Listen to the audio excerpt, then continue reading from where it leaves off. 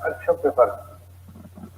نبی علیہ السلام جب معراج پر تشریف لے گئے تو اللہ تعالیٰ نے تحفے کے طور پر، ہدیے کے طور پر اپنے حبیب صلی اللہ علیہ وسلم کو 50 نمازوں کا تحفہ دیا. نبی علیہ السلام بہت خوش تھے کہ اللہ تعالیٰ نے 50 نمازوں کا حکم میری امت کو دیا. جب واپس تشریف لائے تو راستے میں ایک آسمان پر حضرت موسیٰ علیہ السلام سے ملاقات کی. موسیٰ علیہ السلام نے عرض کیا، اے اللہ کے حبیب صلی اللہ علیہ وسلم، آپ کو اللہ تعالیٰ نے کوئی تحفہ ہدیہ دیا؟ تو بتلایا کہ 50 نمازوں کا تحفہ ملا.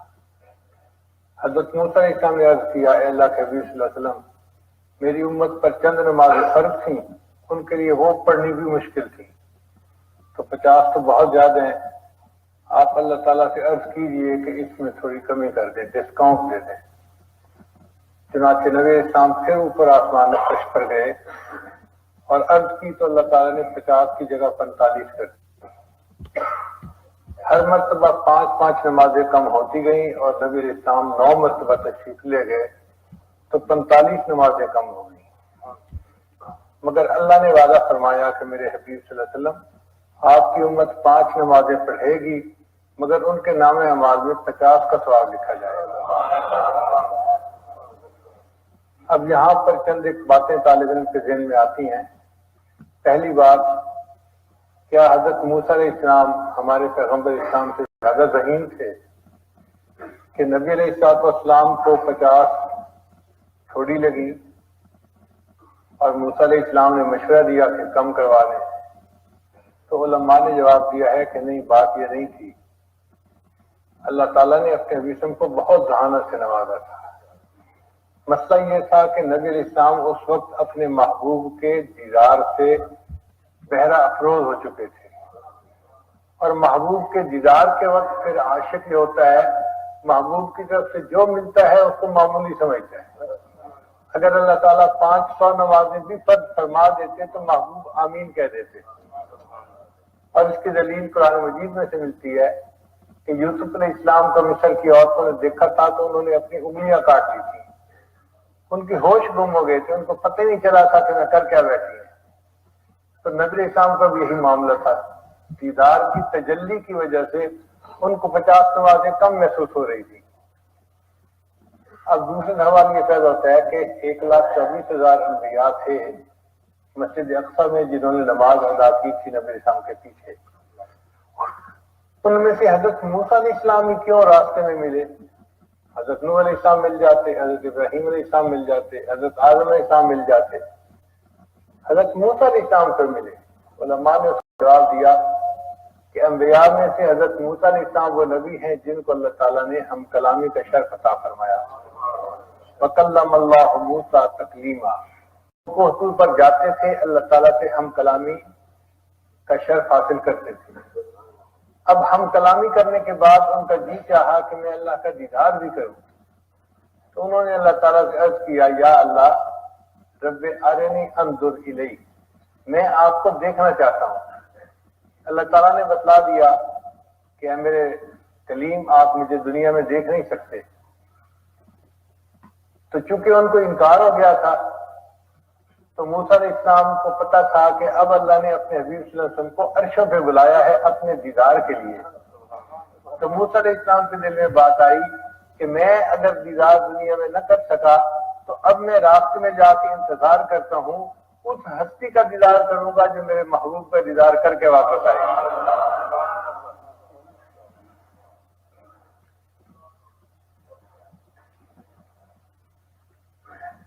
اب طالب علم کے ذہن میں سوال پیدا ہوتا ہے کہ 5 نمازیں کیوں فرض کی گئیں؟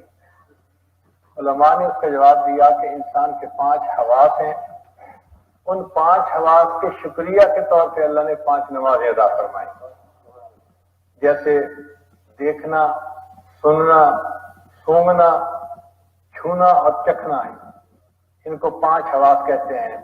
اسکولوں میں پڑھاتے ہیں حواس خمسہ، جن کی وجہ سے ہم زندگی گزار رہے ہیں. تو حواس خمسہ کے شکریہ کے طور پہ اللہ نے 5 نمازیں ادا فرما دی.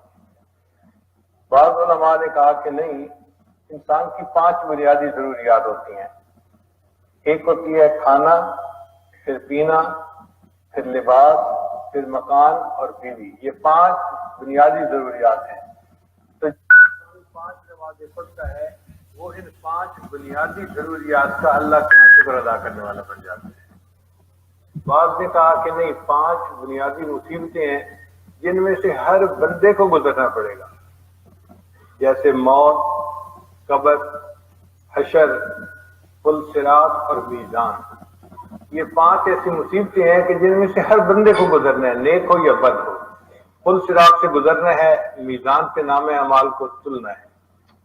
تو اللہ تعالیٰ نے 5 نمازیں فرض فرمائی، جو بندہ 5 نمازیں پوری کرے گا میں اس کو ان 5 مصیبتوں سے آسانی کے ساتھ گزار دوں گا۔ پھر 5 نمازوں میں فجر کا وقت کیوں چنا گیا؟ اس لیے کہ فجر کے وقت کو اس وقت کے ساتھ مشابہت حاصل ہے جب جنت میں جنتیوں کو اللہ تعالیٰ کا دیدار نصیب ہوگا۔ تو اللہ تعالیٰ نے فرمایا میرے بندو تم اس وقت نماز پڑھو گے، ہم اس کے بدلے تمہیں جنت میں اپنا دیدار عطا فرمائیں گے۔ بعض علماء نے لکھا کہ فجر کا وقت اس لیے فرض کیا گیا، اے میرے بندے تم میرے نام سے اپنے دن کی ابتدا کر، میں تیرے دن کے ہر کام میں تیری معاونت کروں گا۔ پھر حضرت یوسف علیہ السلام نے فجر کے وقت شکرانے کے نفل پڑھے تھے۔ جب بھائیوں نے ان کو کنویں میں ڈال دیا تھا تو وہ بڑے ڈپریس تھے، بڑے غمزدہ تھے۔ ایک تو جدائی تھی والد سے، پھر اکیلے تھے، چھوٹی عمر تھی، اوپر سے رات کا اندھیرا آ گیا اور کنویں کے اندر تھے، تو ان کی طبیعت پہ گھبراہٹ طاری تھی کہ میرے بھائیوں نے مجھے کس مصیبت میں ڈال دیا، اور وہ یہ سمجھے تھے کہ شاید اب مجھے اندھیرے میں ہی رہنا پڑے گا اور روشنی میں دوبارہ جانے کا موقع نہیں ملے گا۔ لیکن جب صبح کا وقت ہوا نا تو اسفار میں روشنی ہو جاتی ہے، تو ان کو اندھیرا گھٹتا نظر آیا۔ انہوں نے دعا مانگی، اے اللہ میری اس مصیبت کو بھی آسان کر دے، اور دنیا میں جو کوئی مصیبت زدہ ہے ہر ایک کی مصیبت کو آسان کر دے۔ اللہ تعالیٰ نے یوسف علیہ السلام کی دعا کو قبول فرما لیا۔ آپ غور کریں گے کہ سحری کا وقت وہ وقت ہے کہ جب اکثر پریشان حال لوگوں کی پریشانی کم ہو جاتی ہے۔ کسی کا والد فوت ہو گیا، غمزدہ ہے، ساری رات غمزدہ رہے گا، سحری کے وقت پر سکون ہو کے وہ بھی سو جائے گا۔ آپ دیکھیں ہسپتالوں کے اندر مریض سارا دن پریشان رہیں گے، ڈاکٹر بتائیں گے کہ جی سحری کے وقت ان کی بیماریاں ٹھیک ہو جاتی ہیں اور ان کی ریڈنگ سٹیبل ہو جاتی ہیں۔ اصل میں یہ یوسف علیہ السلام کی دعا کی قبولیت ہے کہ سحری کے وقت میں اللہ ہر پریشان حال کی پریشانی کو دور فرما دیتے ہیں۔ تو چونکہ انہوں نے فجر کی نماز ادا کی تھی، اللہ نے اس امت کو بھی نماز دی تاکہ یوسف علیہ السلام کی طرح یہ بھی میری نعمتوں کا شکر ادا کرنے والے بن جائیں۔ ظہر کا وقت اس لیے فرض فرمایا کہ لوگ چڑھتے سورج کی پوجا کرنے والے ہیں، مگر اللہ تعالیٰ نے بتلا دیا کہ میرے بندو اس وقت سورج ڈھل رہا ہوتا ہے، تم ثابت کر دو نہ چڑھتے سورج کی پرورش کرتے ہیں نہ ڈھلتے سورج کی، ہم نہ اس سورج کی پرورش کرتے ہیں نہ چاند کی پرورش کرتے ہیں، ہم ان کے پروردگار اپنے رب کی پرورش پر عبادت کرنے والے بندے ہیں۔ عصر کا وقت وہ وقت ہے کہ جب آدم علیہ السلام نے جنت میں گندم کا دانہ کھایا تھا اور ان کو جنت سے نکالا گیا تھا، تو اللہ تعالیٰ نے اس امت سے عصر کے وقت عبادت کروائی تاکہ ان کی زندگی میں جو ان سے بھول ہوئی، غلطیاں ہوئیں، میں ان کی غلطیوں کو عصر کی نماز کے بدلے معاف کر دوں گا۔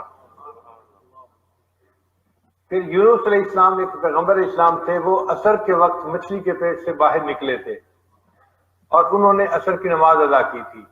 اللہ تعالیٰ نے امت پر عصر کی نماز فرض فرمائی کہ میرے بندو تم اس وقت نماز پڑھو گے تو تم بھی حالات کی مچھلی میں پھنسے ہوئے ہوگے، میں اس مچھلی کے حالات سے تمہیں نکال دوں گا۔ دیکھیں نا، کچھ لوگ قرض میں پھنس جاتے ہیں، نکلنے کی صورت نظر نہیں آتی، کاروبار چلتا نظر نہیں آتا، ایک بچی اپنے گھر میں ہے، رشتے نہیں آتے، اب وہ حالات کی مچھلی میں پھنسی ہوئی ہے، جائے تو کہاں جائے، کرے تو کیا کرے۔ تو جب کوئی بندہ کوئی بیماری کی مچھلی میں پھنسا ہوا ہے، نکل ہی نہیں پاتا، طبیعت ٹھیک ہی نہیں ہوتی، تو اللہ نے فرمایا کہ میرے بندو تم حالات کی مچھلی میں پھنسے ہوئے ہو، تمہیں نکلنے کی صورت نظر نہیں آتی، عصر کی نماز پڑھو گے میں تمہیں اس میں نکال دوں گا، آزاد فرما دوں گا۔ پھر مغرب کی نماز اللہ نے اس لیے فرض فرمائی کہ میرے بندو سارا دن تم اپنے کام کاروبار کرتے رہے اور تم سے غلطیاں بھی کوتاہیاں بھی ہوئی، اب مغرب کی نماز پڑھو گے تو اس کے بدلے میں تمہارے سارے دن کے گناہوں کو معاف فرما دوں گا۔ عشاء کی نماز اس امت کی خصوصیت ہے، پہلی امتوں پر عشاء کی نماز نہیں تھی، اللہ تعالیٰ نے امت محمدیہ کو اعزاز کے طور پر عشاء کی نماز ادا کی۔ اس کی وجہ کیا تھی کہ نبی علیہ السلام کو عشاء کے وقت معراج نصیب ہوا تھا، معراج عشاء کے بعد ہوا تھا شروع، تو اللہ نے فرمایا میں نے اپنے محبوب صلی اللہ علیہ وسلم کو جسمانی معراج عطا کیا تھا، ان کے امتی ہو تم عشاء کی نماز پڑھو گے، میں اس کے بدلے تمہیں روحانی معراج عطا کر دوں گا۔ اس لیے کہتے ہیں الصلاۃ معراج المومن، نماز مومن کا معراج ہے۔ اب ایک سوال ذہن میں پیدا ہوتا ہے کہ نماز میں 2 رکعت 3 رکعت یا 4 رکعت یہ کیوں ہے؟ 5 رکعت کیوں نہیں؟ 1 رکعت کیوں نہیں؟ دیکھیں نا، فجر میں 2 رکعت فرض ہے اور ظہر میں 4 رکعت فرض ہے اور مغرب میں 3 رکعت فرض ہے، تو 2 3 اور 4 رکعتیں ہیں جو فرض فرمائی گئی۔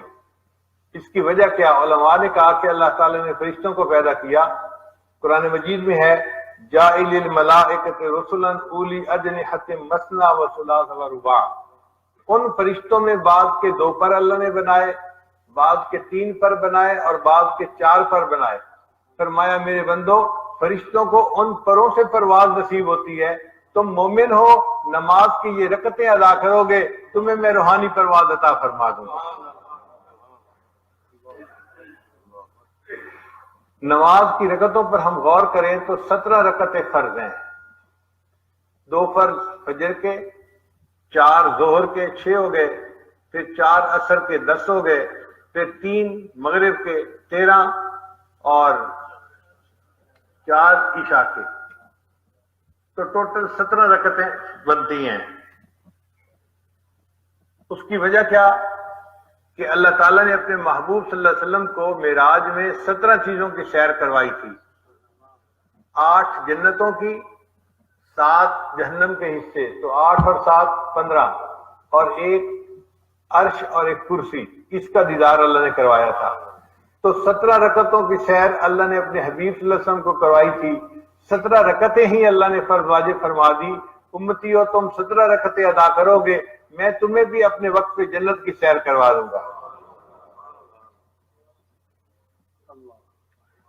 اب ایک سوال پیدا ہوتا ہے کہ نماز میں فاتحہ پڑھنی کیوں ضروری ہے؟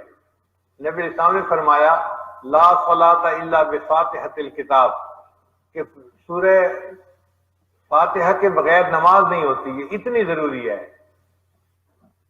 الحمد پڑھنی ہر رکعت میں لازم ہے۔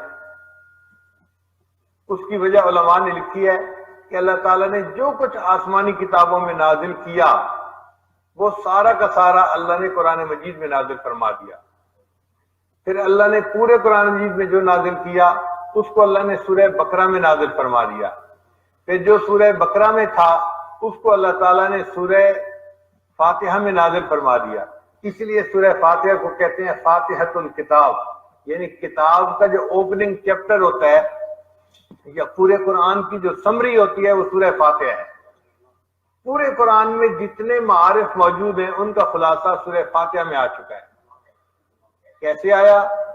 آج ذرا اس نقطے کو سمجھ لیجئے تاکہ ہر نماز پڑھتے ہوئے سورہ فاتحہ کا پڑھنا آسان ہو جائے۔ سورہ فاتحہ میں ہم شروع میں پڑھتے ہیں الحمدللہ رب العالمین۔ یہ الحمدللہ کے جو الفاظ ہیں نا، ان میں اللہ تعالیٰ کی سب تعریفیں آ گئی ہیں۔ اللہ کی کبریائی قرآن میں جو بیان ہے، عظمت جو بیان ہے، اللہ کی صفات جو بیان ہے، ان تمام کا خلاصہ الحمدللہ میں آ گیا کہ ہم نے اللہ کی حمد بیان کر دی۔ اور واقعی اگر سچ دیکھیں تو حمد کا مستحق اللہ تعالیٰ ہی ہے، اللہ ہی کو حمد سجتی ہے۔ اور دنیا میں جو بندہ جس کسی کی تعریف کرتا ہے حقیقت میں وہ اللہ کی تعریف کر رہا ہوتا ہے۔ خامد بیوی کی تعریف کرتا ہے، کیوں؟ اس لیے اللہ کی تعریف کہ اللہ نے اس کی بیوی کو بنایا ہے۔ بیوی خامد کی تعریف کرتی ہے، بڑے اچھے اخلاق والا ہے، یہ اللہ کی تعریف ہے کہ اللہ نے اس کے خامد کو بنایا ہے۔ ہم دنیا میں کسی چیز کی تعریف کرتے ہیں، اس چیز کو چونکہ اللہ نے بنایا، حقیقت میں ہم اللہ کی تعریف کر رہے ہوتے ہیں۔ تو تعریف تو اللہ تعالیٰ ہی کو سجتی ہے۔ الحمدللہ ان الفاظ میں ہم نے تمام تعریفیں اللہ کے لیے وقف کر دی، اور اللہ ہی اس بات کا حقدار ہے کہ انسان اس کی تعریف کرے۔ اس لیے نبی علیہ الصلوۃ والسلام کا ایک نام تھا احمد۔ احمد کہتے ہیں اس ہستی کو جس نے اللہ کی اتنی تعریفیں کی ہوں، اتنی تعریفیں کی ہوں کہ کائنات میں اتنی تعریفیں کوئی اور نہ کر سکا ہو۔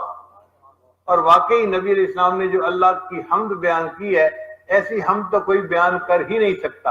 اور نبی علیہ السلام نے خود بھی فرمایا قیامت کے دن اللہ مجھے مقام محمود عطا فرمائیں گے، میں وہاں جا کے سجدہ کروں گا اور اللہ تعالیٰ کی ایسی تعریفیں کروں گا نہ اس سے پہلے کسی نے کی ہوں گی، نہ اس کے بعد کوئی کر سکے گا۔ پھر نبی علیہ السلام کے بعد جھنڈا ہوگا، اس کا نام ہوگا لواء الحمد، حمد کا جھنڈا۔ پھر نبی علیہ السلام کی امت کا نام قیامت کے دن حمادون ہوگا۔ پھر نبی علیہ السلام جب جنت میں جائیں گے تو جو ان کو گھر ملے گا، کوٹھی ملے گی، محل ملے گا، اس کا نام بیت الحمد ہوگا۔ اور جو فرشتے آسمان عرش کے گرد طواف کرتے ہیں، چکر لگاتے ہیں، وہ بھی یہی پڑھتے ہیں وکیل الحمدللہ رب العالمین۔ اور قرآن مجید کی ابتدا بھی اللہ نے الحمدللہ ہی سے شروع فرمائی۔ تو الحمدللہ کے الفاظ میں ہم نے تمام تعریفوں کا احاطہ اللہ کے لیے کر لیا۔ رب العالمین جو جہانوں کا پروردگار ہے، رب کہتے ہیں مولا کو، آقا کو، اس کو جو کسی کی پرورش کرے اور بتدریج اس کو کمال تک پہنچائے۔ جیسے ماں باپ بچے کے مربی ہوتے ہیں، چھوٹے سے لے کے اس کو جوان کرنے تک اس کی پرورش کرتے ہیں۔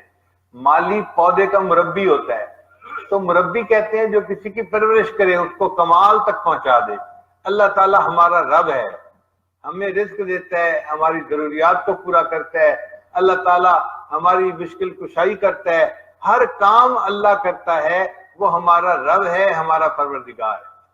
اللہ تعالیٰ نے دنیا میں بندوں کو بھیجنے سے پہلے ان سے وعدہ لیا تھا، عالم ارواح میں روحوں کو اکٹھا کیا اور ان سے وعدہ کیا الستو بربکم، کیا میں تمہارا رب نہیں ہوں؟ تو نبی علیہ السلام نے سب سے پہلے کہا یا قالوا بلا، اے اللہ آپ ہی ہمارے رب ہیں۔ تو نبی علیہ السلام کے جواب کے بعد پھر پوری جو ہے نا انسانیت نے جواب دیا بلا کا، اور اللہ سے وعدہ کیا اللہ آپ ہی ہمارے رب ہیں، آپ ہی ہمیں پالتے ہیں، ہمارے پالنے والے آپ ہی ہیں۔ اللہ نے فرمایا اچھا اگر تم وعدہ کرتے ہو کہ تم مجھے ہی رب سمجھتے ہو، میں تمہیں دنیا میں بھیجوں گا، میں دیکھتا ہوں دنیا میں جا کے تم کس کو رب سمجھتے ہو۔ اب اس دنیا میں ہمارا امتحان ہے، اور واقعی ہم دھوکہ کھا جاتے ہیں۔ لوگ سمجھتے ہیں ہم نوکری سے پل رہے ہیں، ہم فیکٹری سے پل رہے ہیں، ہم تجارت سے پل رہے ہیں، ہم تو اپنے کاروبار سے پل رہے ہیں، ہمیں پالنے والا کوئی نہیں، ہمارا پالنے والا صرف ایک ہے اور وہ ہمارا رب ہے، پروردگار۔ محترم سامعین، جس طرح پہلے وقتوں میں لات اور منات کی بڑی شد و مد کے ساتھ جو ہے وہ نفی کی جاتی تھی، آج کے دور میں مومن کو چاہیے وہ ان اسباب کی بھی اسی طرح نفی کرے۔ یہ تجارت، یہ کاروبار، یہ نوکری، یہ فلاں، یہ نہیں ہمیں پال رہے، ہمیں پال کون رہا ہے؟ اللہ پال ہے۔ نظر اللہ پہ رکھنی چاہیے۔ جس نے اپنے سبق کو پکا کر لیا اس کا ایمان مضبوط ہو گیا۔ اس لیے دعوت و تبلیغ میں نکلتے ہیں تو کہتے ہیں کہ بھئی ہر چیز کو اللہ سے ہوتے ہوئے دیکھو، اللہ سب کچھ کر سکتا ہے، چیزوں کے بغیر چیزیں کچھ نہیں کر سکتی اللہ کے بغیر، اللہ پہ نظر جماؤ۔ یہ اللہ کو رب ماننے کا سبق یاد کروایا جاتا ہے۔ اسی لیے جب مومن قبر میں جاتا ہے نا تو سب سے پہلے اس سے کون سا سوال پوچھا جاتا ہے؟ مر ربکم، تمہارا رب کون ہے؟ بھئی دنیا میں کیا سبق یاد کر کے آئے، کس کو رب مانتے رہے؟ تو جس کا ایمان پکا تھا وہ کہے گا اللہ ربی، اللہ میرا رب ہے، اور جس کا ایمان پکا نہیں تھا وہ کہے گا ہائی ہاتھ لا ادری، مجھے نہیں پتا میرا رب کون ہے۔ تو اس لیے ایمان کو مضبوط کرنا اور اللہ پر نظر جمائے رکھنا یہ ہمارے لیے ضروری ہے۔ اللہ ہمارا رب ہے، اور چونکہ اللہ ہمارا رب ہے اس لیے مانگنا ہو تو اللہ سے مانگنا چاہیے۔ دیکھیے بچے کی ذمہ دار اس کی ماں ہوتی ہے۔ بچہ امی کہتے ہیں نا تو ماں تھکی ہوئی ہو، ماں جتنا مرضی مصروف ہو، ہر کام چھوڑ کے فوراً بچے کے پاس آتی ہے اور اس کی ضرورت کو پورا کرتی ہے۔ اگر وہی بچہ ماں کا نام پکارے فاطمہ فاطمہ تو ماں پہ اثر نہیں ہوتا۔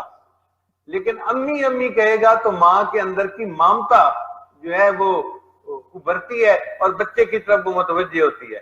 اسی طرح ہم اللہ کو جب رب کے نام سے پکارتے ہیں تو اللہ تعالیٰ کی شان ربوبیت جوش میں آتی ہے اور اللہ بندے کی اس وقت فوراً مدد فرماتے ہیں۔ میرا بندہ جس کی پرورش میرے ذمہ تھی اس نے مجھے پکارا۔ اس لیے قرآن مجید کی جتنی دعائیں ہیں سب رب کے لفظ سے شروع ہوئی۔ ربنا آتنا فی الدنیا، ربنا لا تزغ قلوبنا، ربنا هب لنا من ازواجنا۔ رب رب رب کے لفظ سے یہ دعائیں مانگی، کیوں کہ جیسے بچہ امی امی امی پکار رہا ہوتا ہے اور ماں متوجہ ہوتی ہے، اسی طرح بندہ رب رب کہہ رہا ہوتا ہے، رب کی رحمت بندے کی طرف متوجہ ہوتی ہے۔ اب یہ کہ نماز کا اپنا ایک لطف اور مزہ ہے، اس سے واقف ہونے کے لیے بندے کو چاہیے کہ وہ اپنے دل کو پاک کرے۔ جس طرح ایک نابالغ بچہ بلوغ کی لذتوں سے واقف نہیں ہو سکتا، اسی طرح جس کا دل روحانی طور پہ کمزور ہو وہ نماز کی لذتوں سے واقف نہیں ہو سکتا۔ اس لیے پھر نماز پڑھنی مشکل ہوتی ہے، فجر نہیں اٹھا جاتا، آنکھ نہیں کھلتی، رکعتیں زیادہ نظر آتی ہیں۔ بھئی یہ اس لیے ہے کہ ہمیں نماز کی لذت سے واقفیت نہیں ہے۔ اگر واقفیت ہو جاتی تو ہمارا جی نہ بھرتا نماز پڑھتے ہوئے۔ اللہ والے نماز پڑھتے ہیں، ان کا دل ہی نہیں بھرتا۔ عشاء کے وضو سے فجر کی نمازیں پڑھنا بھی ان کا معمول رہا ہے۔ وہ وضو کرتے ہیں تو تحیۃ الوضو، وہ نماز مسجد میں داخل ہوتے ہیں تو تحیۃ المسجد، ہر وقت نماز پڑھتے ہیں۔ کیوں؟ انہیں مزہ آ رہا ہوتا ہے۔ حضرت مجذوب رحمۃ اللہ نے فرمایا، بندگی سے ہمیں تو مطلب ہے، بندگی سے ہمیں تو مطلب ہے، ہم ثواب و عذاب کیا جانے۔ بندگی سے ہمیں تو مطلب ہے، ہم ثواب و عذاب کیا جانے، کس میں کتنا ثواب ملتا ہے، عشق والے حساب کیا جانے۔ عشق والوں کو حساب کا کیا پتا۔ خوش نصیب ہیں وہ لوگ جو 5 نمازیں پابندی کے ساتھ پڑھتے ہیں۔ آج ہم غیب کے سجدے کر رہے ہیں، بن دیکھے اللہ کے سامنے سجدہ کر رہے ہیں۔ کل قیامت کا دن آئے گا، اللہ اپنی ذات کی تجلی فرمائیں گے اور اس وقت ہمیں شہود کا سجدہ نصیب ہوگا، دیکھ کر سجدہ کریں گے۔ اور جب بے نمازی ہوں گے ان کی پیٹھ کی جو ہڈی ہے وہ سیدھی ہو جائے گی اور وہ رکوع سجدے میں جا ہی نہیں سکیں گے۔ اس لیے ہمیں اللہ تعالیٰ نے جو سجدہ کرنے کی توفیق عطا فرمائی، اس پر جتنا اللہ کا شکر ادا کریں اتنا کم ہے۔ شاعر نے کہا، میں اپنی بات مکمل کر رہا ہوں، شاعر نے کہا، میری زندگی تو فراق ہے، وہ ازل سے دل میں مکیں سے ہی، وہ نگاہ شوق سے دور ہے، رگ جاں سے لاکھ کریں سے ہی۔ ہم دعا مانگتے ہیں، اللہ اپنا گھر کا دیدار عطا فرما، کئی مرتبہ نہیں بھی توفیق ملتی تو شاعر کہتا ہے، تیرا در تو ہم کو نہ مل سکا، تیری راہ گزر کی زمین سے ہی۔ تیرا در تو ہم کو نہ مل سکا، تیری راہ گزر کی زمین سے ہی، ہمیں سجدہ کرنے سے کام ہے، جو وہاں نہیں تو یہیں سے ہی۔ اللہ ہم نے تو سجدہ کرنا ہے نا، ہم اگر وہاں نہیں کر سکے تو یہی سجدہ کر رہے ہیں اور آپ کے سامنے اپنا سر جھکا رہے ہیں۔ اللہ تعالیٰ ہمیں اخلاص کے ساتھ صحیح طور پر نماز پڑھنے کی توفیق عطا فرمائے۔ وآخر دعوانا ان الحمد للہ رب العالمین۔